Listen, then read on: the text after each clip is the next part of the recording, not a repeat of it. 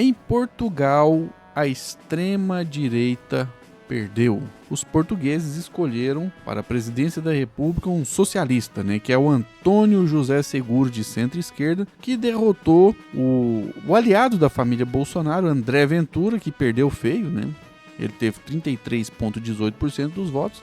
E o Antônio José Seguro, eleito presidente de Portugal, teve 66,82%. Os portugueses se manifestaram nas urnas e deram um recado claro.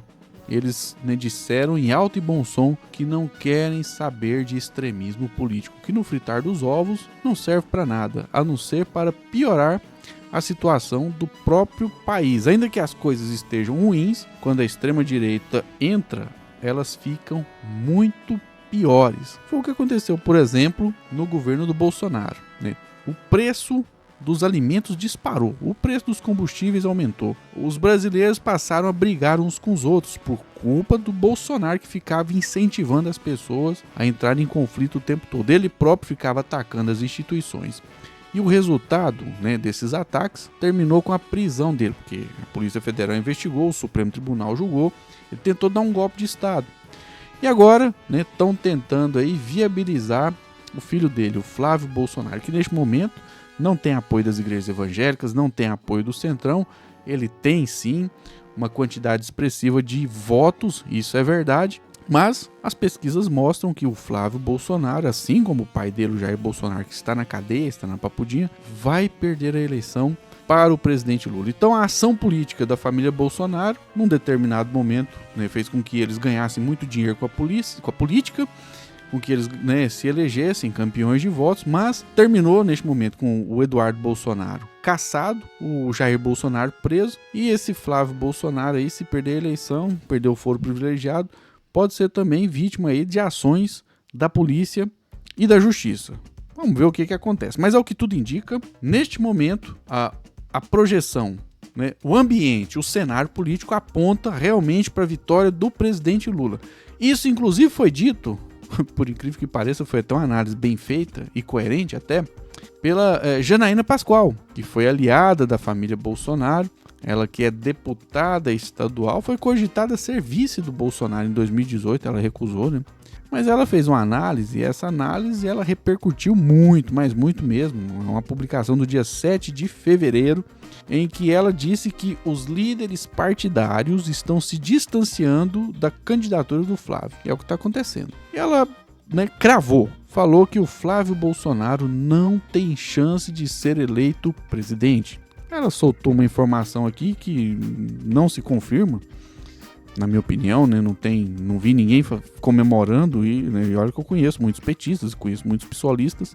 Ela diz que os petistas e os pissolistas estão comemorando o fato do Flávio Bolsonaro ter sido escolhido como candidato da direita. E ela vai continuando aqui, nesse texto que ela fez. Ela disse o seguinte, peço, palavras dela no Twitter, peço pelo amor de Deus que acordem, ainda há tempo de construirmos uma opção de verdade. Bom, para ela, a opção de verdade é o governador de São Paulo, o Tarcísio de Freitas.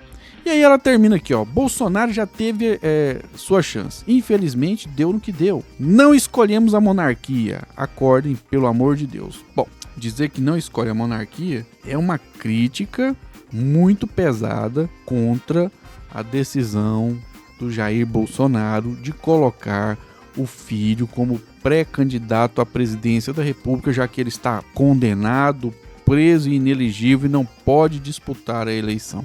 E o Flávio Rachadinha, ele está realmente com um bom desempenho, O Lula está em primeiro lugar, ele está em segundo lugar, E saiu mais uma pesquisa Real Big Data. Eu tô aqui com essa matéria do site Poder 360, que mostrou aqui, um cenário, na verdade 3 cenários.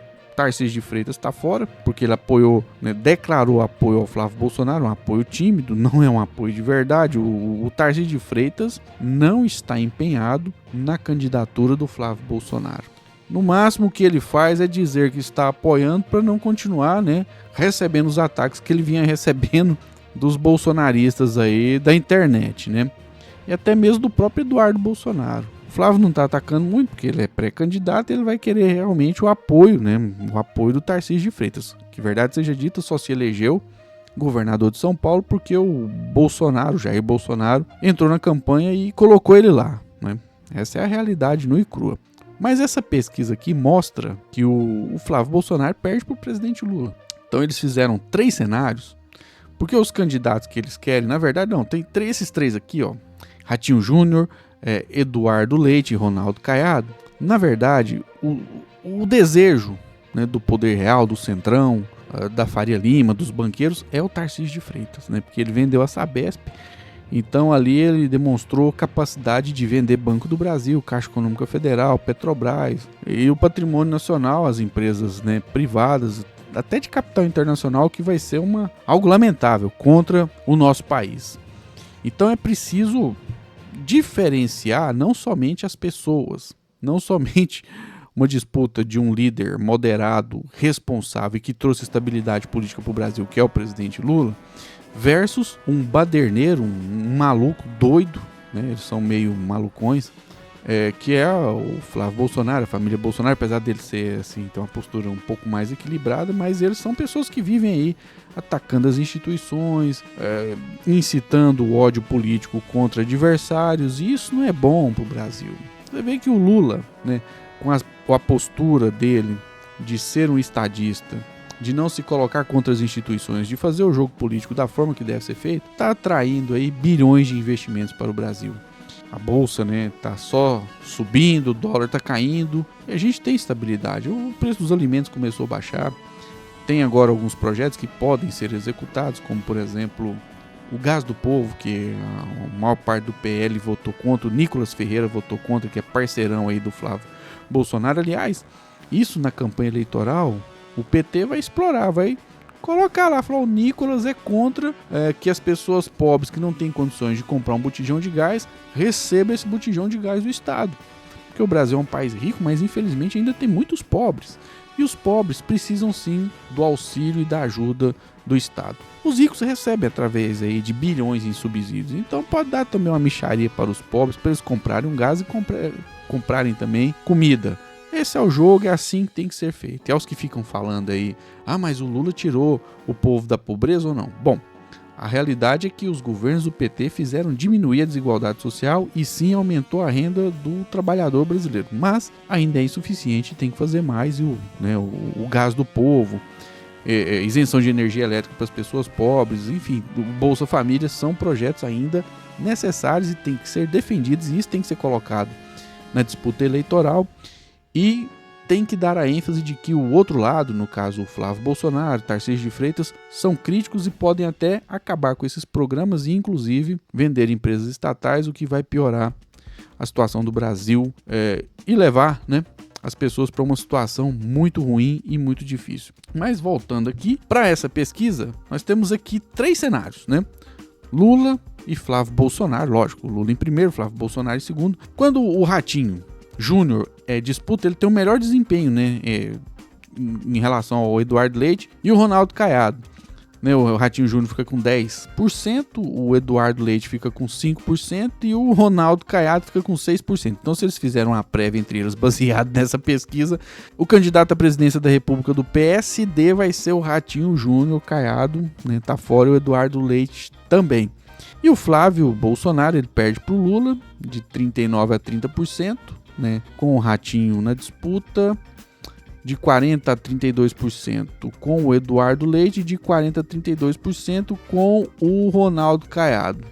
Ou seja, a princípio, realmente nós teremos aí uma eleição de polarização entre o presidente Lula e o Flávio Bolsonaro.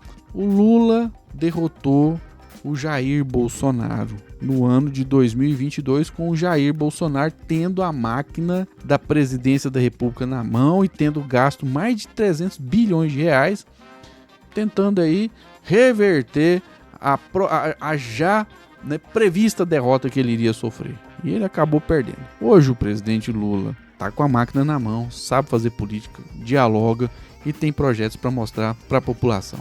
E cabe ao povo escolher, né? Eu só não acredito que nós teremos um resultado semelhante ao de Portugal, porque lá a diferença foi muito grande, né? O Antônio José Seguro, assim, ele destruiu esse André Ventura na disputa presidencial de lá, né? Foi 66, quase 67% a 33%, né? É uma diferença, uma distância muito grande. Aqui a diferença vai ser menor, vai ser uma eleição difícil, polarizada, mas a chance de vitória do Lula é realmente muito maior do que a chance de vitória do Flávio Bolsonaro. E a própria Janaína Pascoal, né? Ela já deixou a sua análise e cravou, né? Flávio não tem chance de ser eleito presidente. Então, o que tudo indica, realmente, nós teremos aí o 4º mandato do presidente Lula. Eu sou o Flávio Rezende, este é o canal A Voz do Cerrado. Siga as nossas redes sociais. Comenta aí, na sua opinião, quem vai ganhar a eleição aqui no Brasil? O Lula ou o Flávio Bolsonaro? Manifeste, faça o bom debate. Vamos ampliar, né, as boas perspectivas políticas. Se não está inscrito ainda no canal, se inscreva e, por favor, compartilhe este vídeo. Um forte abraço e até o próximo vídeo.